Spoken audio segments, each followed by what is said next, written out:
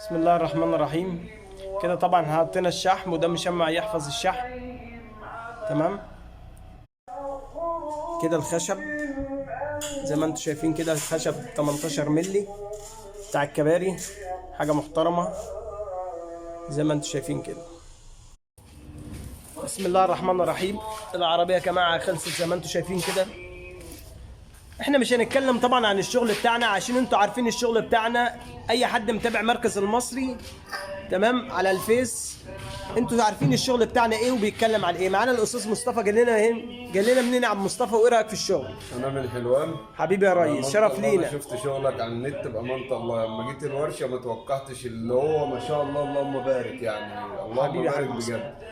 والله يبارك لك في كل مسمار حطيته في العربيه يا عم. الله الله يخليك يا عم يبارك لك مصطفى. في مالك وعيالك، اقسم بالله بقولها لك من قلبي. حبيبي وانا يا عم ماشي على مصطفى. طريق ومروح لعيالي ان شاء الله. ايه رايك في الشغل من الاول للاخر؟